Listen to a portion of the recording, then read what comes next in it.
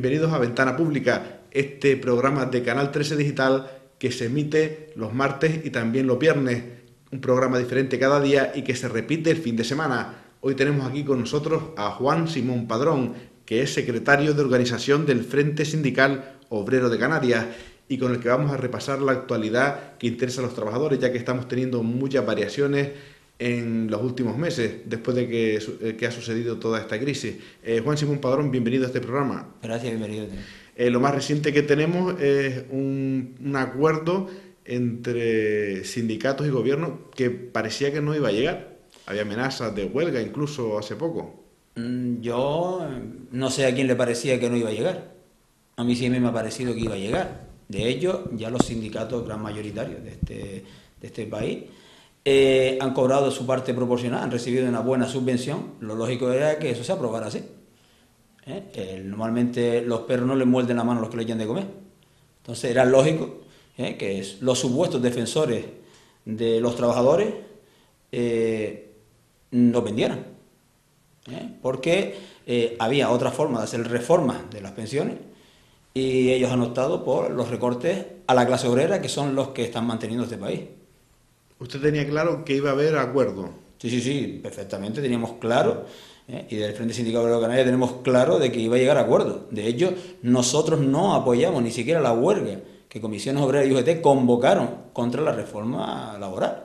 ¿Por qué? En primer lugar, porque lo hicieron 100 días después. Le dieron al gobierno todos los plazos para que aprobaran todo lo que habían aprobado. Y esa huelga general que ellos montaron simplemente fue un lavado de imagen de esos dos sindicatos, que incluso están perjudicando a los sindicatos como el mío, que ahora mismo nos estamos llevando las bofetadas porque todo el mundo se cree que todos los sindicatos son iguales.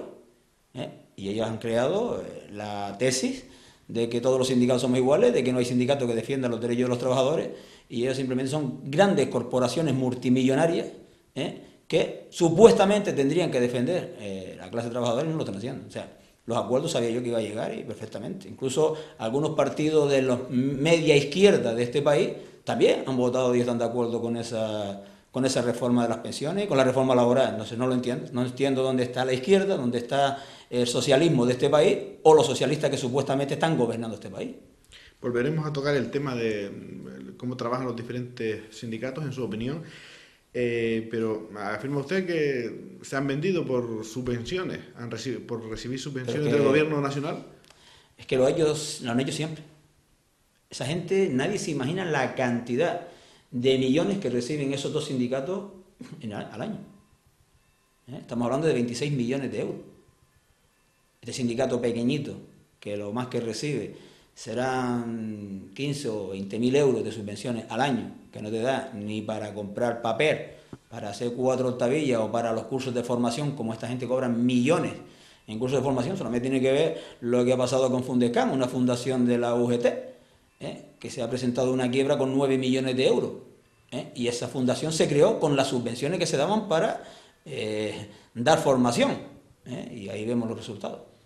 Desconocía la cantidad tan grande de subvenciones que dice usted que reciben todos. Eso es la oficial. Después reciben subvenciones por cursos, reciben subvenciones por montones de cosas. Entonces, ya te digo, son grandes corporaciones que mueven muchísimo dinero. Y estamos viendo que hay un grupo de personas ahí en Madrid, los delegados que en su momento se eligieron en sus congresos, que son los que están defendiendo supuestamente los intereses de los trabajadores, que no lo están haciendo, y que los trabajadores, afiliados o no a las comisiones obreras y a la Unión General de Trabajadores, ellos están siendo sus representantes, te guste o no te guste. Y a ellos no le hemos votado todos los trabajadores. La gran mayoría de los trabajadores de este país no están afiliados a ningún sindicato. Además, se han buscado también ellos que no haya los trabajadores afiliados a sindicatos. Yo entré en este sindicato prácticamente cuando todavía Franco estaba calentito y empezó la democracia y empezaron a salir los sindicatos. Entonces, desde ese momento, los abogados mismos se daban de bofetadas para entrar a los sindicatos estos. Y los sindicatos eran buenos. Este sindicato, el Sindicato Obrero Canario, fue el primer sindicato de este país canario. Entonces, poco a poco se ha ido degradando, se han ido durmiendo y han ido presentando elecciones sindicales, que encima en las elecciones sindicales se mueve unos tenderetes bastante considerables. Muchos sindicatos se apoyan en las empresas para sacar sus delegados. Y eso es lo que hay. O sea, han vivido muy cómodamente, viviendo las subvenciones, y eso es lo que hay. No hay otra cosa que eso.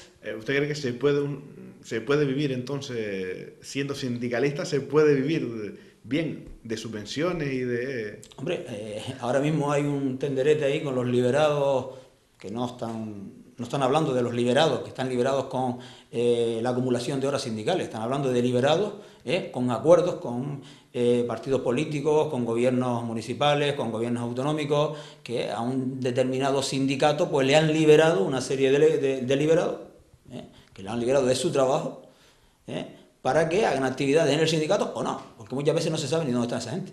Entonces, que se haga un recortito y se mire eso me parece bastante bien. Este sindicato, el sindicato del Frente Sindical de Canarias, no tiene ningún liberado.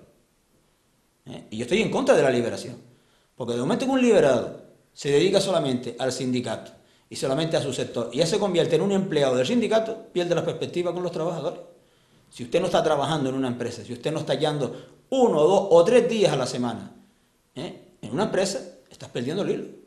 Vamos a explicar, para quien no lo sepa, un liberado exactamente, entonces, ¿qué hace? ¿Cuál es su función? ¿Cuál pasa a ser su función cuando es liberado y qué deja de hacer en la empresa? Bueno, un liberado, normalmente cuando se hacen las elecciones sindicales, a partir de 6 trabajadores, con la acumulación de la firma de los trabajadores, se puede elegir a un delegado. A partir de 30 trabajadores se pueden elegir a 3 delegados, a partir de 50 trabajadores se pueden elegir 5 delegados y así sucesivamente.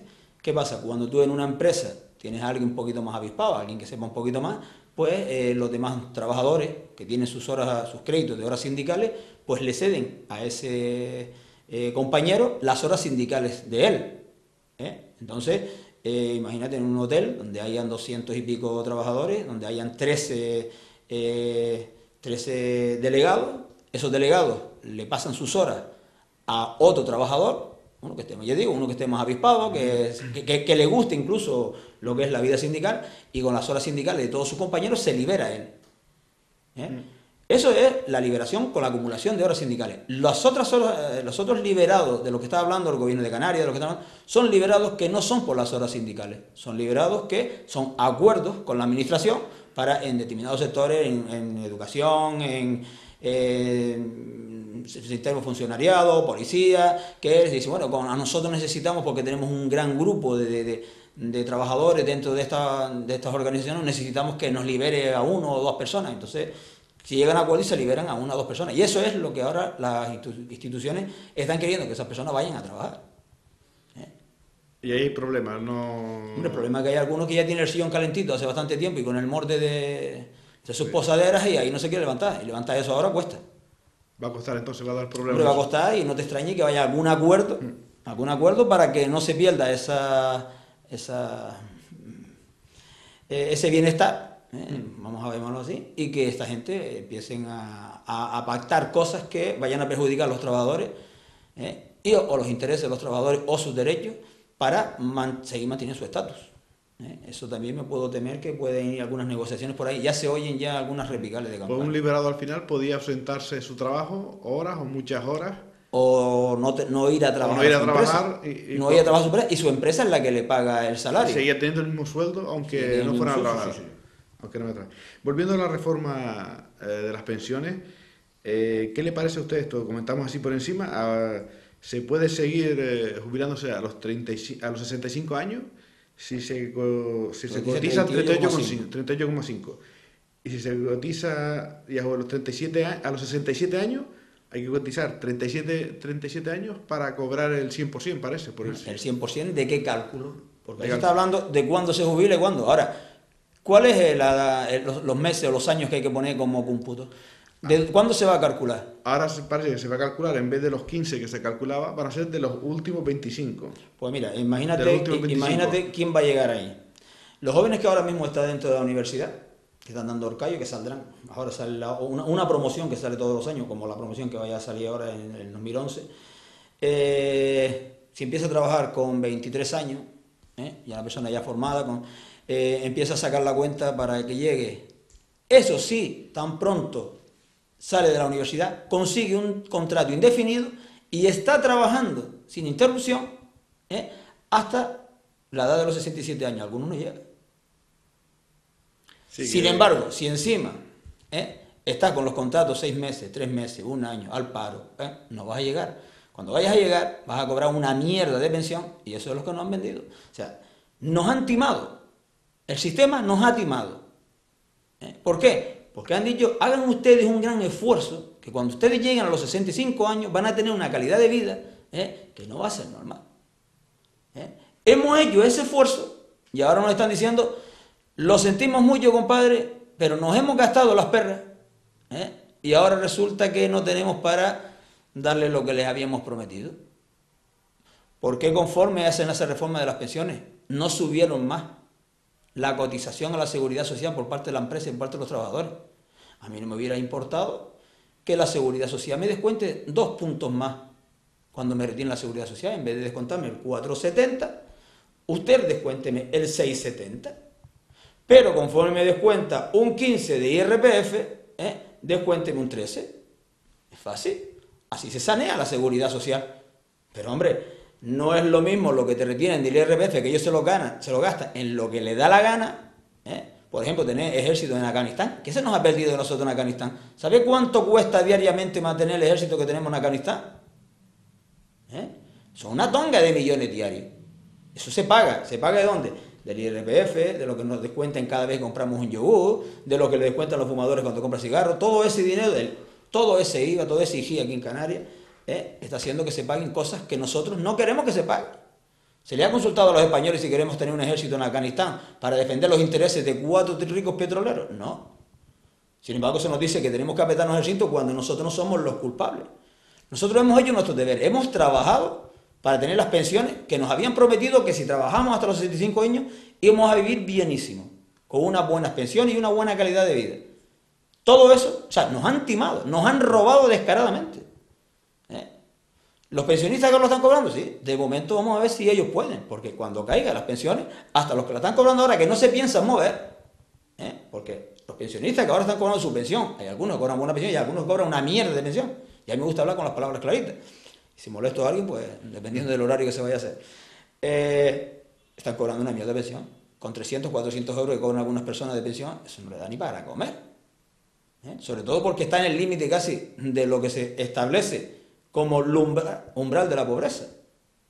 Entonces, nos han timado con la colaboración de estos grandes sindicatos y estos grandes políticos que supuestamente son socialistas.